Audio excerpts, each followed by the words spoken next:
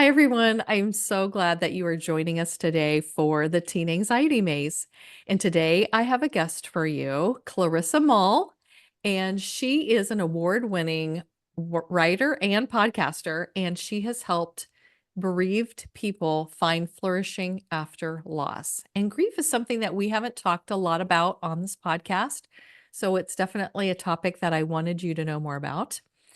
And Clarissa's writing appears in Christianity Today, the Gospel Coalition, Relevant, Modern Loss, Grief Digest, and more.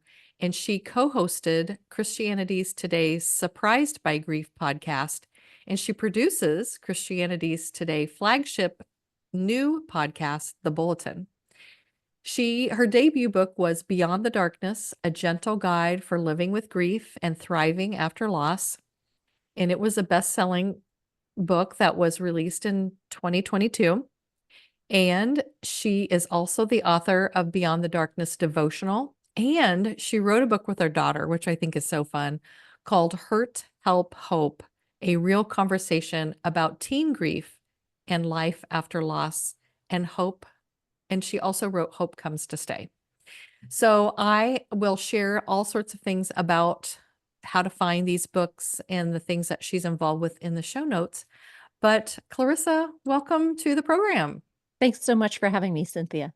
Yes, and tell us about how did you get into this realm of grief? I think you have a story of your own grief in your life, and I'm guessing that that's what brought you to wanting to share how to navigate grief. But tell us about that. Sure. Yeah, I never expected that I would become a bereavement advocate. It's Mhm. certainly not something that anyone would ever wish to do, Mhm. but the story of my life has made it such that I have a well of experience now from which to draw. In 2019, my husband Rob fell to his death on a hiking trip during our family vacation, and that loss was a sudden one. It left me a young widow with 4 young children to raise alone. And over the last 5 years, I've tried to figure out what that means. I've looked for resources to help me not just survive, but thrive again. Mhm. Because I believe that a flourishing life after loss isn't just a possibility, it's a probability if we seek that out. Research tells us as much. And I've also looked for resources for my children. You know, there are great picture books out there to talk about feelings, but it's really hard to talk about death and grief and loss. And we know from research that one of the most important things is to treat those subjects honestly with real language, answering real questions.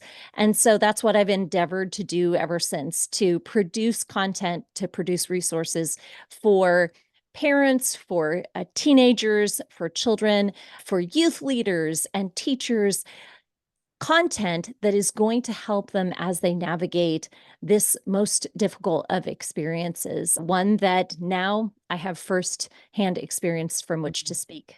Mhm. Well, I know that it is a difficult topic, and I always felt like if my kids had questions about anything and they asked me the question, that I was to answer it truthfully, even if it was like, oh no, I don't want to answer this question. And so I'm glad that you're saying that we should be truthful about it. I remember my parents used to try to hide death from me, and I'm sure it was probably for many reasons. I think one that we maybe longer ago thought that it wasn't good for kids to talk about death or be around death. But also I think my parents were just really uncomfortable with the emotions that would come with it and didn't know how to tell me in a way or how to talk to me in a way. So, do you in some of your writings then do you like actually tell parents how or youth workers or people who work with young people how to talk about death? Yeah, I appreciate you saying that about your parents because I think that's a very common experience. Beginning in the mid to late 20th century and now into the 21st century, we saw culture, particularly Western culture, become pretty squeamish about talking about death. It's funny, the Victorians didn't want to talk about sex, and 21st century Americans don't want to talk about death. There Mhm. are always taboo subjects in culture. And so, Mhm. because of that, we actually don't have language to be able to have those kind of conversations with our children and even amongst ourselves as adults. And Mhm. so, part of our work in writing this Hurt, Help, Hope book together, my daughter and I wanted to give students the language so that they can initiate those conversations. Because a lot of the adults in their lives may still be thinking a lot of those things that your parents thought, that Mm. my parents thought, that death was a hard topic to talk about with kids, that we should use euphemisms to soften the blow, when the Mhm. reality is that we've discovered through a lot of research that honest conversations are the pathway to flourishing, not just for the person who is grieving the direct loss of someone that they love, but it's good preparation because, death and taxes, those are the two things that Mhm. are undeniable. We will meet them all, and I believe that we can be prepared when death arrives at our doorstep, perhaps not for the great weight and burden of grief that will come after, but we can engage with the topic in advance so that we have some kind of language, a rudimentary framework from which to work to order our feelings, to understand our bodies, to ask the big questions about life and spirituality that often crop up after we lose someone that we love. Mhm. I was a school counselor for 25 years, and many parents would call me when there was a death in the family, and they always had the question, "How much do I tell them? Mhm. Do I if they don't wanna go to the funeral, do I let them stay home? If they do wanna go, do I let them go?" Like, there was all these questions like that. And I always told the parents, hoping that I was saying the right thing, is that if your child is requesting something, I request to go, I request not to go, that whatever, like to let their child lead that in a way because it was what they were really wanting, even if the parent was like, well, they say they want to go, but I think it'll be too hard. Mhm. I was like, if they're saying they want to, I think that's the answer. Would you say that too? Yeah, there's certainly a dimension of child-led wisdom that Mhm. needs to be involved in these kinds of conversations about death and grief and loss. Our kids have an innate sense of what feels comfortable to them and what doesn't. And part of being a good adult around a grieving child, around a grieving teen, is to honor that, Mhm. especially when we're dealing with teenagers, to honor that emerging wisdom that's coming with adolescence, one leg in childhood, one leg in adulthood. It's an important bridge building moment for the adults in their lives to listen, truly listen without agenda, and to receive what they hear from students. I think there are also two really helpful guiding questions that actually a grief counselor shared with me years ago. She said two good questions to ask are, what do my children need to know and what do they want to know? And Mm. that's where our guidance as adults in the lives of grieving children is really important, because Mhm. it's not just a child centric approach that is appropriate when we're dealing with grief and loss. We're still the adults in the room. We're still the Right. leaders. We're still the gatekeepers for those students under our care, for those children in our home. And so those two questions are really helpful. Well, my child may not want to know that grandma died of cancer, Mhm. but is that an important fact to share with my child? Does my child need to know that to be able Mhm. to process this loss appropriately and in a healthy way? Mhm. If my child needs to know something but doesn't want to know it, Mhm. how do I share that content in a way that's age appropriate, that's a part of a continuing conversation? These are the kinds of questions that adults in the lives of teenagers and grieving children need to ask. And it's an ongoing conversation. It's not a one Mhm. and done. If you remember, very awkward, clammy hand conversation with a parent about the birds and the bees when you were a teenager, you just hoped it would be over and that you'd never have to talk about it Right, again. right. And we don't want to have those kind of Mhm. conversations when it comes to death and grief. We want these to be ongoing conversations. And Mhm. so maybe it's little morsels of content, a little Mhm. bit at a time, as our student is able to comprehend and receive in those conversations.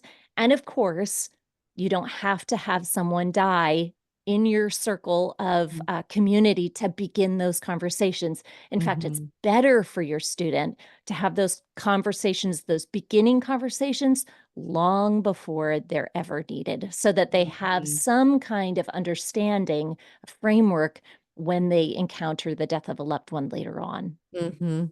I was wondering about that too. I have 3 grandkids now, and 2 of them are 2, and one's almost 3, so he's talking about a lot of things. And we didn't I mean, I know he won't understand death necessarily, but one time we were walking to the park, and we walked across the street, and there was this bird that had been smashed by a car. And he was like, "What is that?" And I said, "Well, that was a bird that was alive, but then a car ran over it and now it's dead and now it got smashed," and so we had like this conversation, and I don't know if any of it really, but I thought, well, this is a time to talk about, like, Mhm. sometimes these kinds of things happen and it was alive, but now it's not alive anymore because of this thing that happened. And so I thought, yeah, it would probably be good for him to at least know, oh, something like that could happen, or this something can be alive and then it cannot be alive. And I know that it will take a 2-year-old many times of an older in age and experience to really understand any of that. But I do think that sounds like a good idea to be talking about this stuff and just like things that we see in the world. Or maybe when we're part of communities, people die in our Mhm. community every day, usually, if you're in a very big community. And you could even bring up, I would guess that, "Oh, that person died. Remember we saw them here, but now they're not here anymore." So is like talking about it in an everyday kind of way. Yeah, and nature is a beautiful picture, Mhm. especially for younger children. And we don't have to start with the roadkill. We can start with ants. I mean, Yep. we can graduate up to that place. We could Yeah. talk about the leaves in the autumn that dry out and crumple up and turn into dust. That's what our bodies do. Our bodies Mhm. return to dust, and we can have those kind of very basic conversations with our children. We don't see funeral processions very often in our culture Mhm. anymore. It used to be, as I was growing up, you'd see the hearse coming through town, the Mhm. lights behind it flashing. You'd have a conversation about where those people were going and what they were doing. We don't have those. And so, in many ways, parents have to be a little bit more intentional. So, when you're driving past a cemetery, you can make note. This is a place where people place the bodies of their loved ones after they have died as a way of being able to go and visit them, to remember them. Parents are going to have to do a little bit more work sometimes Mhm. because our culture has kind of wiped itself clean of many things having to do with death. And I would say replaced it with death as entertainment. For Mhm. kids, violent video games, movies, all of these things, our children are interacting with content that has to do with death, but it's not necessarily through a lens that's going to train their heads and their hearts and their Mhm. hands, I would say, in service to others when that moment Mhm. comes where they have to interact with death for real.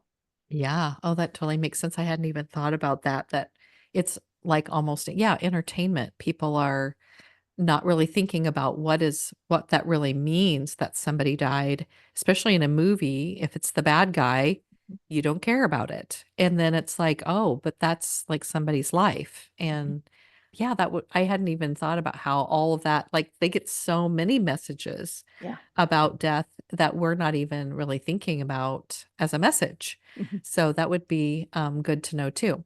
So in the book where you and your daughter wrote kind of together, and is it mostly her, like, how what her grief journey was like? Is it kind of like yours versus hers, or I mean, how does that book go?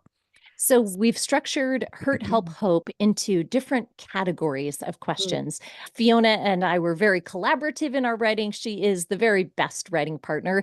And perhaps that's because she's a combination of two amazing things. She has lived experience from Mhm. which to draw, and she's also a really good writer. And so we came up with a whole bunch of questions. What are the questions I asked after dad died? What are the questions you asked after dad died? What are the questions that we find teenagers are asking after their person dies? What are the questions we find youth leaders, school chaplains, therapists, hospice volunteers are asking or are receiving from teenagers?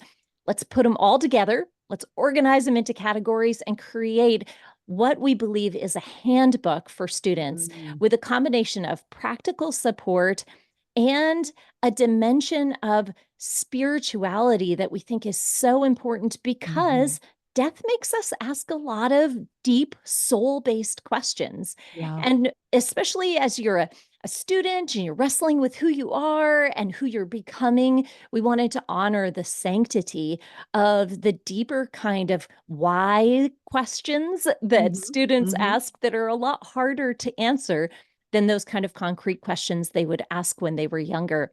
Mm. So Fiona and I wrote together. We would ask the questions to each other. We would answer collaboratively, and we cover everything. We are Mm. honest. We talk about everything from the way our diet and our sleep habits change after someone that we love dies. We talk about our impulses toward intimacy, toward addictive behaviors. We talk Mhm. about the questions of emotion. Am I depressed or is this grief? What do I do when I don't have friends who want to hang out with me anymore? Why do I feel so different? Why do I look Mhm. different?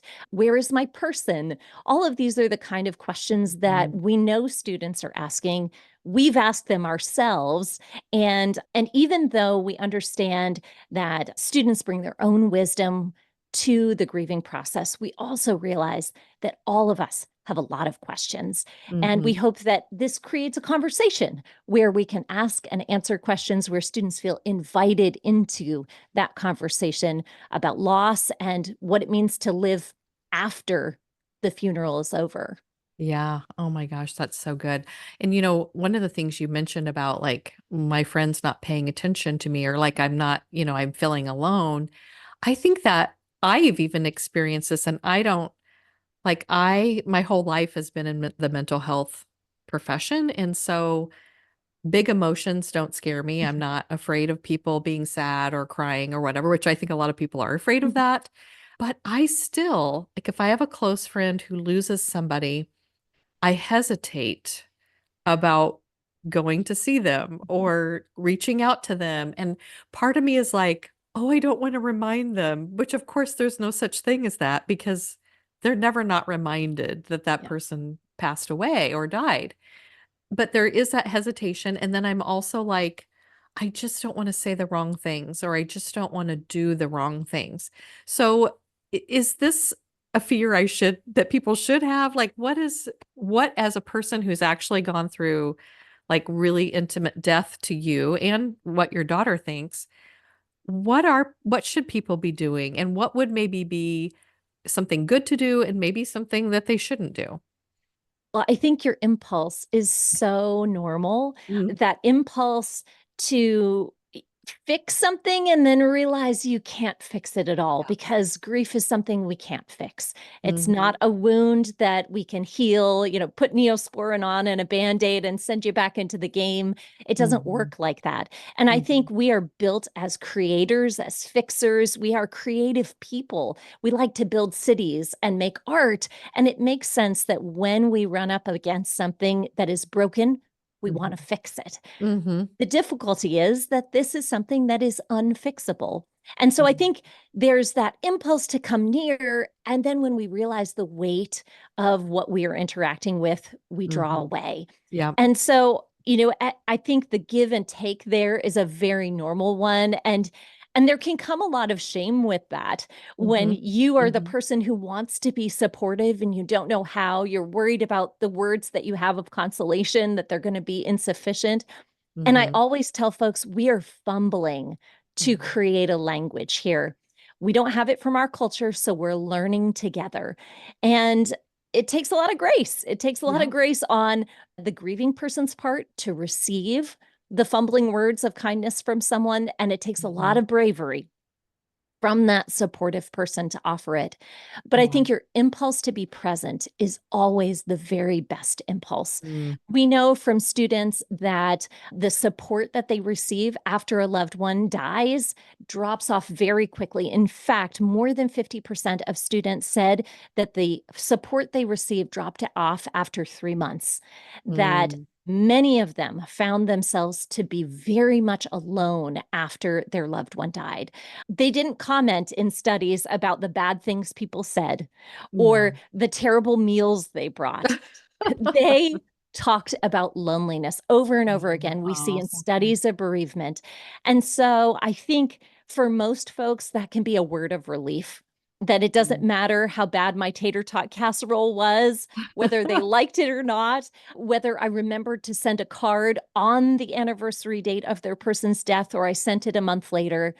It's the presence piece that is such a gift. Mhm. Mhm. And, sometimes that means showing up and saying, I don't know what to say, but I want to be with you. Can I be Yeah, with you? I love that. To say, I'm sorry, I love Mhm. you. And those are the only words you say. Can I Mhm. hold your hand? Can I give you a hug? Or for a teenager, can I treat you normally? Because that is the Yes. biggest thing we found with teenagers. There were two things that teenagers said in a large study done by the New York Life Foundation on bereavement. And students said gestures of care were the number one thing that made them feel like they were remembered. And the Mm. second thing was being treated like they were normal. I Mm. think oftentimes we treat grieving people like they're porcelain objects. We want to bubble wrap them. We're afraid that we should touch them or come near to them. Perhaps we're worried that some of it will rub off on us. But most students just want to feel like regular people. And Yeah. so, in as much as you're able to engage in real conversation about school, about their interests, about sports, those are the things that really go a long way as you walk with a student who's grieving. Mm. That's so good, and such a good reminder of that, and I know when we dealt with grief in school with different so many different situations that would happen, there were, a lot of teachers would say, I don't know what to do, I don't know what to say," and I used to say to him, "Just be there." I mean, if the student is just crying, just sitting there Mhm. and just allowing them to cry. And, you know, every once in a while you can say, "Is there anything you'd like me to do? Is there anything that you need?" And just being that person that sits with them. I remember when I was in my counseling program, they would tell us that if you give if someone is crying and if an adult is crying and you give them a Kleenex, they're like, "Oh, okay, thanks, that helps me," or whatever. But they said if you give a teen or a child a Kleenex, it's like the sign that you want them to stop crying. That's And interesting. Yeah. I remember I never offer a Kleenex to Mhm. kids who are crying in my office because I mean, if they said, "I need a Kleenex," I always had them. Mhm. Sure, you can have as many as you want, but I didn't offer it to them because I just that always just resonated with me that I never want them to stop crying if that's what they need to do. And so I would just sit and wait until they were ready to talk about it, and I just I don't know where that I mean, that was just something a professor said, so I don't even know any studies about it, but I can see, like, if I would see other adults offer Kleenexes to kids, and you could almost see that they were like, "Oh, this means I need to get it together," or, "This means I need to, stop doing this," and so I never wanted to give that message. So, did you ever hear that in any of your studies, or did any kids ever say anything about that? I haven't, but it makes sense. Mm. When your child is little, you give them a wet wipe to clean their Yep. face when they've got chocolate on it. You give them a tissue when they've got a runny nose. So for children, it makes sense that tissues equal cleaning up. And that's Yeah. certainly the wrong message that we would want to send to students. Yeah, because we want them to feel their feelings. I know my the thing that I work on the most is anxiety, but I also talk about don't say to your kids, "Don't worry," or "Don't worry about it," or "Stop worrying about that," because it's the same thing. It's stopping that emotion, and it's a natural emotion. We're supposed to feel all of the emotions at some point. I think, talking to our kids about being sad, and it's okay to be sad, and what to do about being sad and to not stay in sadness. So, do you have any tips for like, of course, you're going to feel the sadness. We want you to feel through all of the grief that you need to feel. But then, how do you know when it's time to start moving in the next direction where you're going to start thriving or healing or flourishing after this death?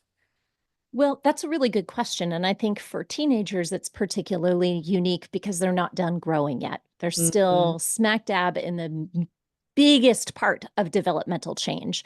We know from research that students will regrieve, that is, experience their grief afresh and anew at different developmental milestones, whether that is the beginning of menstruation or going to prom or graduation, any of those kinds of things can trigger a really fresh understanding of their loss and make it Mhm. feel very raw again. And so when we talk with teenagers about grief, we want to avoid the words healing and recovery because it's not honest about the trajectory of their experience with grief. Instead, we want to teach them to companion their grief, to recognize it as something that walks beside them and will come to prom with them perhaps, Mhm. and maybe dance on the dance floor with them. And that will be Mhm. overwhelming. Or maybe at prom, grief will sit in the corner and be very quiet so that you don't even notice it's there and so that you can feel a full sense of joy. We never know where grief is going to be in proximity with us, but as we are attentive to ourselves, as we offer ourselves self-compassion, we can learn that companionship so that we can take our grief wherever life calls us to go. And Mm. so when I think about the trajectory for students, I think of it as a trajectory of wisdom, not moving from pain to healing, but from the new rawness, that unknownness of experiencing grief for the first time, to saying, "Hey, grief, my old friend, here you are again." I think Mhm. about my daughter, Fiona, when she was headed into her high school graduation, and we anticipated that loss. We knew that Mhm. dad would not be there to walk with her as she walked out of that auditorium with her diploma in hand. He wouldn't be there to stand and cheer as she walked across the stage. And we were able to anticipate that. Mm. And in doing that, we acknowledged grief's presence in the room, but we also were able to acknowledge the fullness of life. You know, you Mhm. talk about the fullness of all of the emotions and how they're important for us to feel them. And I think about that for students in terms of a classroom. You know, if your heart had a classroom, who is the voice that's speaking loudest in the classroom? And yeah, I'm a former teacher, and I know that sometimes the loudest voices are those voices who desperately need to be heard. And so we Mhm. give them space to be heard. But sometimes it's okay for you to say to grief, "Hey, grief, you've had a chance to talk. Now it's time to sit down because I Mhm. have all of these other emotions, the hopefulness of graduation, the excitement of the day, the bittersweetness of leaving my friends. And I want to be able to feel and hear all of those voices as well." Mm. And I think that is relationship building. That's learning to Mhm. companion grief. And it's amazing. Students are super good at friendships. They're Mhm. super adept at understanding how relationships work. And so I think that picture can be really helpful for them Mhm. as they think about what it means to move from that very raw newness of grief into living with grief as they grow older. Mm, I love that. Well, and what you're saying are the exact steps that I talk to my clients about with worry. Like, Mm, mhm, expect to worry. Of course, you're going to be worried on the first day of school. Of course, you're going to be worried when you take your driver's test. Of course, you're going to be worried when you ask that special person on a date because you don't know what the outcome mhm, is going to be. But when you expect it, then it doesn't take you by surprise and it doesn't take control because you are expecting it. You have the control over it. And so if they're expecting to grieve or feel grief or feel sadness in these special occasions, then they feel like they have some control over it. It's not a surprise that they're feeling sad at that time. So I love that because that's exactly what I teach as well when it comes to worry. And I would guess we could say that about all of our uncomfortable emotions. mhm, There isn't any of them that are wrong or bad. And when they come up inside of us, they feel uncomfortable and we don't like how it feels, But to be, of course, I'm feeling angry right now. This just happened. Of course, I'm feeling frustrated, or of course, I'm annoyed, or, whatever it is, that this is just part of being a human in Mhm. this world. And those are the things that are going to happen. So, well, tell us. Well, I'm going to put your information in the show notes so people can find your books and listen to the podcast on. It sounds like the podcast you had about grief is a former podcast, but of course, still up there for people to listen to the episodes. That's And right. It then was a you limited series run that sort of tells the story of that first year of loss. And there are particular episodes that deal specifically with children. So Oh, it's a good. helpful resource if you're looking for something that is sort of in the moment, reflecting on what it means to lose a loved one and to parent or guide a child through that process. Oh, that's perfect. And then the book that you wrote with your daughter would be helpful for people if they want to know, like, what kind of questions teens may come up with. And I'm guessing when you did the questions, you also answered it so people can Yes. kind of have an idea of, if I get this question, here's something I could say about it. So that sounds wonderful for all people who work with Mhm. young people, even if they don't have children. And is there anything else that I guess people could reach out to you and tell you their stories, or Mhm. ask you some questions by email, or go to your website, and I will have that information too. Yeah. I always love to hear from readers and to witness other people's stories. One of the things that I think is a hidden gift in grief is that in as much as we often feel very alone, isolated in our loss, no one can understand what I'm going through. There is a beautiful universality to the community that you find in grief. And Mm, so you may have lost a friend or a grandparent, you may have lost a sibling or a child, and I can't understand all of those particularities of that loss, but together we can link arms and walk forward toward flourishing, understanding that there are some things about grief that are so universal that bind us together in a way mm, that offers a real comfort and I think encouragement as we take those first faltering steps forward. I think that's so beautiful. Well, thank you so much for being with us. I love that we got to Sure. talk about this topic in a way that I think feels comfortable and safe, and it's such an important topic to talk about. And so thank you for being with us. Thank you for having me. Sure.